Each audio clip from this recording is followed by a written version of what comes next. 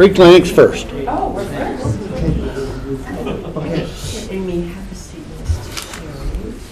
So we have a PowerPoint, if we could share it.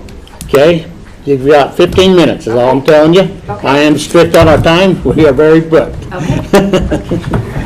Or would you rather just have a handout? Handout works great. Okay, I've only got 4, so we'll spread them around. That's perfect. I'll pass them down to who needs them. And I will pull it up here. Sure if you want. Introduce yourselves, tell us who you're with, and your time begins. Okay, I'm Sherry Joseph. I'm the Executive Director of the Pocatello Free Clinic, and thank you for the opportunity to speak with you today. We're happy to be here. I'm Amy Azizi, Programs Manager with the Pocatello Free Clinic and also Behavioral Health Counseling Provider. And Georgia Mylan, I'm the Medical Director of the clinic. Thank you. So, tell us how things have gone, go your PowerPoint, and then we'll talk about what we have done in the past and what you expect this year. Okay. So things are going well. I know Commissioner Moser, we sit next to each other at those monthly meetings, and I know you get a little bit of monthly update. We gave you all our copies, so Amy's pulling up our copy really quickly. So we Here's one. Okay. No, we got, right here, we got, Okay. Okay, We're good. Thank you. Thank you. That'll be easier. Yes, so So- you can get started. Okay. So I know that you know about our mission, which is to medically care for the underserved. We really have expanded on that in the past several years. So not just being a one-stop shop where somebody comes in with, they come in with chest pain and we treat, it's not like we just treat the chest pain and send them on their way. And as we go through this, you will see how we provide, we're really the medical home for these patients and provide a whole wellness perspective to try to help them in every aspect of their health. And also a big goal is to try to get them to return to work and to be a contributing member of the local county. So here you on page 3 with our locations, you know that of course that we're lucky enough to be in the Health Trust building right next to the Crisis Center and still work hand in hand with our Crisis Center patients, and we're happy to do that. And then with this spring, through a grant, we were able to get a mobile unit, and there's a picture of that there, and it is a we can see 2 patients at a time in there and has a full bathroom, which may not sound important, but it allows us to do lab tests and things. So the bathroom was super important, and we have with being able to have continued funding, we have big plans to take that out on the road and try to reach people that can't always get to us. Transportation is a big problem for our patients, as you can imagine. So the team, and as you can see, the team has expanded if you've listened to us through the past several years, and that is through the addition of a lot of grant funding, and it allows us, again, to treat the entire patient. Through the United Way grant, which we just received last month, we were able to hire Amy, I think it's going to be about 18 hours a week, to actually provide mental health services. So she's been doing that as a student, so we have also really expanded our contact with the university. By bringing in more students, we can expand our services for free. The students get a great experience, and I can talk about the different disciplines we have. I think we're up to 6 or 7 different medical disciplines from the university. Amy came to us as a master's student and saw patients in a counseling setting, and we liked her so much we kept her. And so she's helping us with a lot of our programs, also management, but providing that one-on-one counseling, which really helps patients. With the mental health setting. You can see here the ISU. So we have the family medicine residents, we have physician assistant students, we have a lot of pre-med students who come to us for volunteer hours, and we have a really high success rate of those kids getting into medical school, which we're very proud of, and PA school. We use the social work students, the pharmacy students, athletic training students, and you may say, well, what do? Well, they kind of act like physical therapists, and they teach our patients which muscles are weak, send them home with rubber bands, a walking program, an exercise program, and try to help with their strength and mobility. And we still use a ton of volunteers. We would not be able to do what we do without volunteers. And I see as a huge benefit our connection with ISU and the students. is that we are training a huge part of the workforce on how to work with the underserved population and to help them develop a passion for that particular population, which really in turn goes on to serve our future workforce and the community and the county as a whole as well. If we go to the partner page, you can see it's quite lengthy. We keep adding more and more partners as we reach out to work with our local community, and we're very proud of that. And that just strengthens us as a whole and explains our mission to a lot of community folks who work with us. Like we still partner with MOGS, who charges us cost plus $4 for prescriptions. Treasure Valley Lab, I think, gives us 75% off labs. My lab bill is still $2,500 a month at 75% off, so you can imagine what that would be. But those things allow us to stretch those dollars as far as we possibly can. And here we have a picture of the team approach and kind of what I was talking about. Dentistry is a big part of what we do, and you may not think it's as important, but your oral health is just as important as your physical health. And by fixing people's teeth, we've allowed them to be able to return to work. Georgia frequently has patients with big abscesses because they've never had medical care, and those can be life-threatening, which you may not think so. We partner with a lot of local dentists to help stretch those dollars. They agree to see 1 patient a month or 2 patients a month, and help us again see patients and not have to take money out of pocket. Does anybody have any questions so far? Nope. Okay. Well, one thing I'd just like to point out is, as far as this approach goes, this also connects with why our partners are so crucial. Because when we are looking at treating a person as a whole and really treating them for wellness, not the immediate needs that they come in with their concern, we have to have those connections with our community partners to address their whole needs. That if someone's looking for housing or food insecurity, that we can screen for that, identify it, and then help connect them with those community partners to address all of their needs. So the next one is work matters. So, I mean, we've been here, it's 51 years this year. We're one of the oldest free clinics in the United States.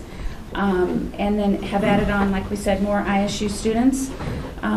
By seeing patients early, and Georgia may be able to speak to this a little bit, we really feel like we make a difference in keeping patients both out of the ER and out of the hospital, and that decreases costs for everyone. We were a big player in COVID, still continue to test patients for COVID. On our national calls with the National Association of Free Clinics, we learned most free clinics closed and did not see COVID patients. We considered it part of our mission. We never shut down. And tried to keep our patients out of the ER, where I think I might have COVID, I go to the ER. Well, Georgia did house calls. She talked to patients on the phone. We delivered oxygen to several patients to keep them out of the emergency room, and just tried to do our part with our patients to allow that ER and hospital to have room for patients who are really sick, who really needed that care. Yeah, and one thing we do is we definitely take care of health and keep people out of the ER. But we do so much more than that, because our goal is we try to help that person realize what are their goals, what is their purpose in life, how can we get them a job that would be helpful, how can we help their mental health, how can we help, sometimes they have very difficult mental health diseases, but we really look at how can we keep them out of jail. And we have a contract with Wood Court, so after they get out of jail, how can we really help them plug into the community? We're part of that team. And so we have social work students with us, we have counseling with us, so much more than like a regular doctor visit, like, well, let's get your blood pressure. It's kind of like, no, what are your dreams? What are your hopes for life? And so it's a whole different medical setting. It's really about healthcare, it's really about wellness, and that's very unusual in a clinic. And also, as I'm going to point out in a minute, I'm sure, but we take that attitude out into the community. We go to Valley Mission twice a month. We see probably 100 people a month just there, as well as people at Aid for Friends. We go there twice a month also, because a lot of people may have Medicaid, but they're not accessing health care because they're afraid or they don't know how to do it. So we're taking care of them in the community. We're getting them trust. We're setting up appointments to people they can trust if they have Medicaid for their health care.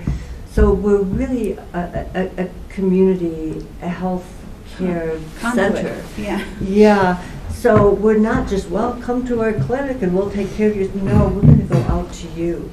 And that's the whole purpose of the mobile van, because people are sick and they're afraid and they're scared of many things. But if we go out to them and then they see us, oh my gosh, they're coming every 2 weeks. We get so many people just waiting for us to come. And so I'm really proud of that. It makes me feel really happy. Yeah. With the addition of the social work students, we had 3 social work students last year, all through the university. We've really had the staff time now to help people get on Medicaid. We've always referred to Health West, called, if we know they fit the qualifications, called over there. But now we've used students to actually help them sign up. People are sometimes afraid to give the number, or they're like, I called, no one answered, and they kind of throw up their hands, and then they don't seek any medical care at all.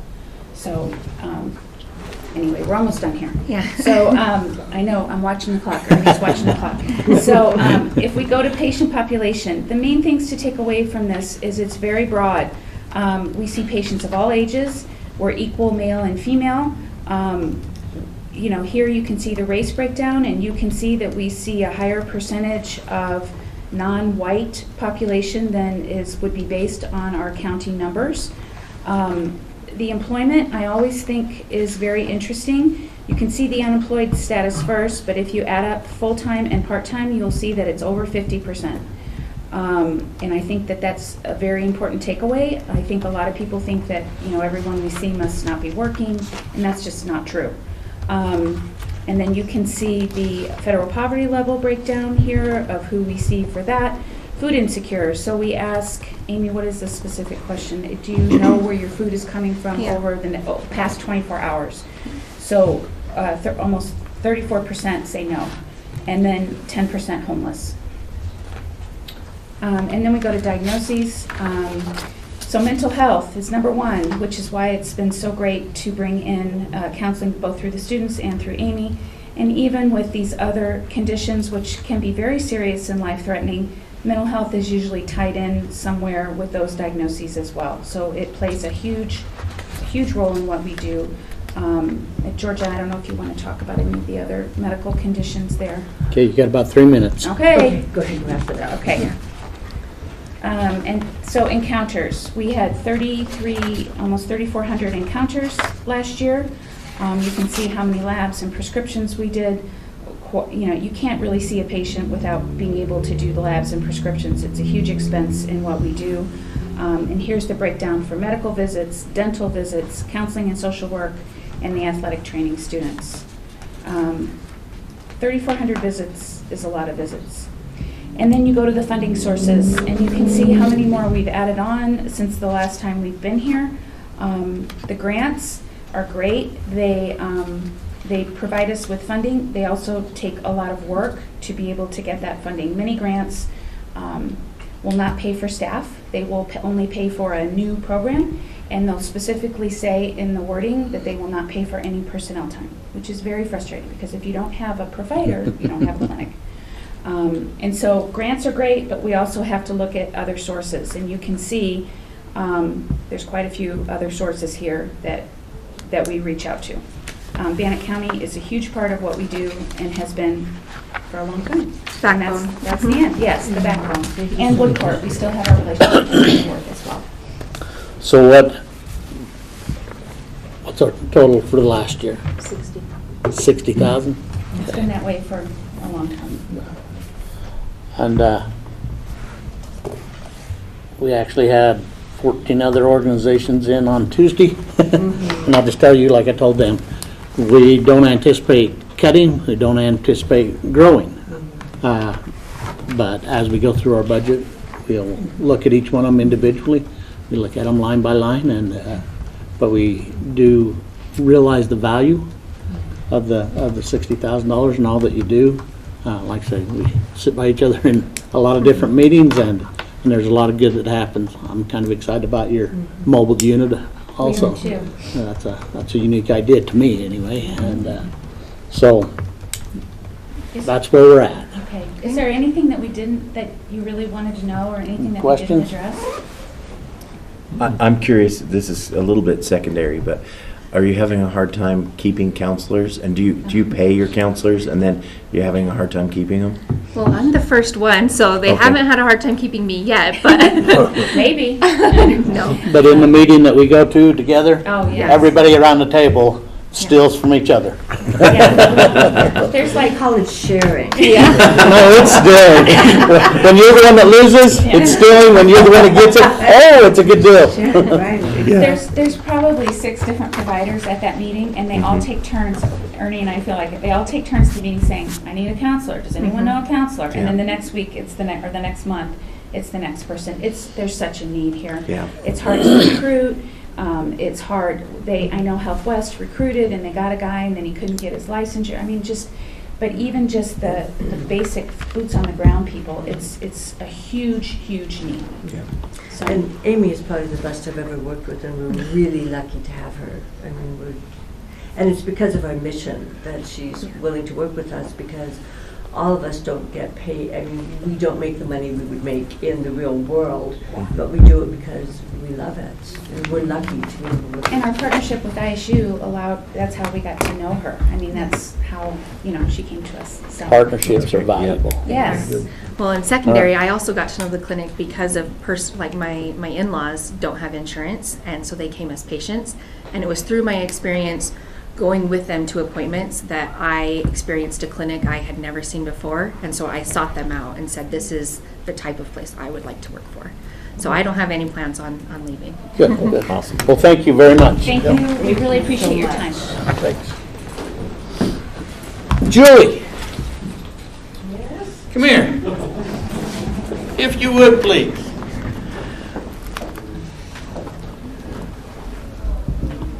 Come right on. What's going on? Well, Come right Bannock here. Come right County here. Commissioners have purchased coins now.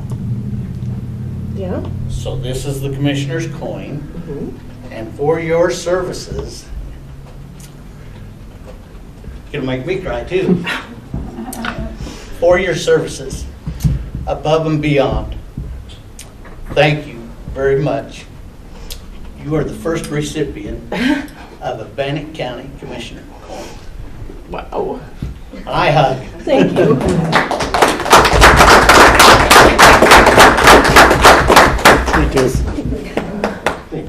Thank you. Thank you. Hey. Jason, I'm sneaking up on you. Good job. Thanks.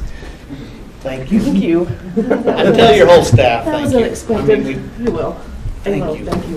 They know, they have your support. Very, very much. Thank you. Thank you. Sorry to interrupt our schedule, but. All right. Carrie is next, who's? Diane. I'm here for Carrie.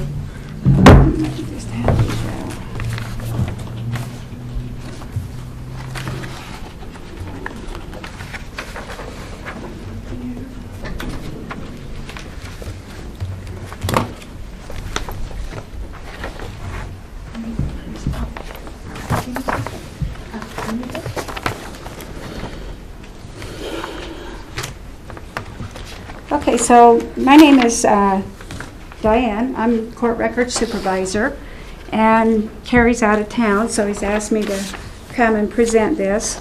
The courts are here to provide customer service to the public, and right now, in order to provide that excellent customer service, we're in need of a durable and dependable copy machine. And why? What we have right now is the problem, like other office equipment. The current copy machine has reached the time where parts are discontinued or obsolete as newer products come into the market. The current copy machine that we purchased was in 2012. The total print copies have reached close to 1 million. That's 100,000 a year for that machine. It's been a good machine. The parts are no longer available. They discontinued them. Right now, we can't make double-sided copies due to a censor that's no longer available. Customer service, the goal of the courts is to provide excellent customer service to the public. Court records, bonds, and fines uses the copier daily. Court records provides the public with packets. And I've attached on the second page here, we do divorces without children, response to divorces, and at the end, I put down how many pages each one of those packets are. And so we are providing those packets. Now, we do charge for that packet. Some of them are $20, some of them are $30 if we provide it for the public on it. Jury packets range from 15 sets of jury instructions and are usually anywhere from 35 to 40 pages with an estimate of 600 pages for just one trial. After COVID, we are currently recovering from the delay of jury trials along with future jury trials. The copier is also used by other offices. Do come down to that general copier. We've looked into the 7570 digital copier from Valley office system, and it's black and white. It's got the speed that we need at 75 pages per minute. Most of the features are what our current copier has to keep the cost down. We don't need color or anything like that. Supreme Court has allowed the courts to charge 5 cents per page before it's filed with the courts. So if we're making copies for the public, we can charge them 5 cents per page. Once it's filed with the courts, then it's $1 per page. So if someone calls up and asks for copies, then we are recuperating some of those costs. And like I said, the packages, we do charge $30 to $20 to recuperate some of that cost. So on the third page is a breakdown of the cost of the machine. They did put down the trade of our current machine, but we would like to propose not to trade that in. I think we can still get some good time out of it. And I know down with archives, they're in need of a machine. And so for $1,000 trade-in, I think it'd be worth keeping than trading it in. And then, of course, you have the bottom line there for this copy machine. And that's all I have to present. Carrie and I Questions? chatted about this the other day with Christy, and there is money that they have that we can use to buy this. You've identified the I'm not opposed to this, just a general question.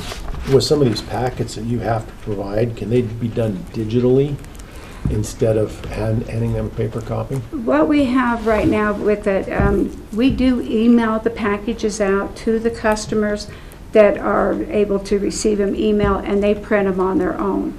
But we do have the population that they don't have printers, they don't have the access, they just as soon come in and get the packet. So we are working that way. Okay, that was just a question, I Yeah, wasn't yeah, sure. yeah. What, if that was a Definitely. court requirement that they had to have paper, or if they could do both? Yeah, so if they have an email, we definitely love to email them the package in home. Well, Jason answered my first question. You've identified funding. Is this the machine that you want? I mean, I don't want you to skimp on the machine that you want. I want, if this other one lasted 10 years, then let's do our due diligence and get the machine that you want, 100%. Yeah. I mean, we'll find the monies if there's a little bit more that needs to be spent. And that brings me into the second deal. Keeping the other copier, if we can't get parts and pieces and stuff, if that's your reason for not having it, I don't want a boat anchor left just sitting in somebody's office that Correct. isn't usable.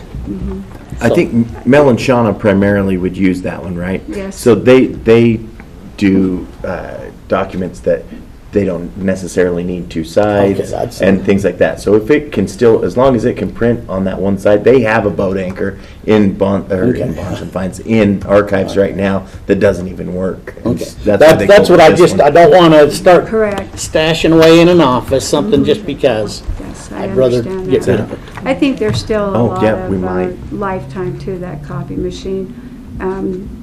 We kept up the maintenance on it, and so it's just a matter of these little sensors going. They still can maintain it if it breaks down. They can come in and fix. They have the wheels and some of the other things, so I think you'll get a good time out of that current copy Okay, machine. and then the option is to purchase, not to lease. I guess, Okay, to purchase.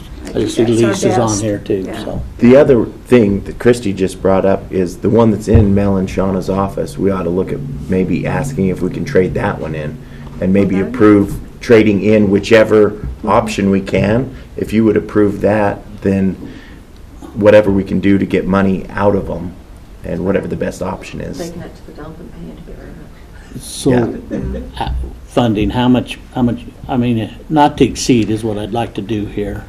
I would say, well, if you want her to look at a different copier, but if this one's good, then just say don't, not to exceed $10,995. So have you looked at other ones, or are you really happy with this one? We're Or you- happy with this one. I did look at one that, it was by Valley Office System, but the speed wasn't up to what we need. And And that's- it was only $200 less. No, that's what I'm saying. If you get one with more speed and more abilities, Yeah. then I'm willing to spend the funds for something like that. I don't want you to go the bottom line just because you're trying to skin them. Okay. That's I appreciate that. where I'm at. Yeah, no, I'm fine with that. And I just have one more question. Sorry. but I see all your packets. Are those available online? Because I'm trying to look to see if they are. and They I'm do not have seeing them online also, Yeah. so people can go and download them Okay. online. We I just do- wanted to make sure they were available online, because if not, I wanted to get that taken care of. Yes, So yes, they are. Okay. Yeah.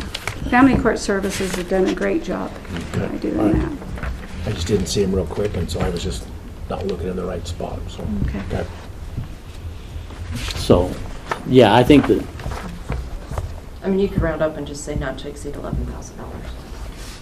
And then if we can get. And then a little bit of money- whatever trade or disposal of Right. those other two copiers would probably be nice to get them out of here while we're at it. and I would actually say not to exceed 12,000 That's- and look at the options on trade-in. That's where I was going. Because if we don't do the trade-in, I mean, it could vary a little bit, so. So, Mr. Chair, I make a motion that we approve the purchase of a copier for the courts at amount not to exceed $12,000, and approve trading in one of two other copiers as an option. How's that? Perfect. We Thank have a you very motion. much. All in favor, say aye. Aye. Aye. Great. All right, thank you for your time. Thanks, All Diane. right. Chantel, or no, Shanda. Give me Chantel today. I just looked at the first. I would like to start with a conflict public defense discussion, if that is all right. And there are two individual names that I would like to discuss with the board, if we could go into executive session. Okay.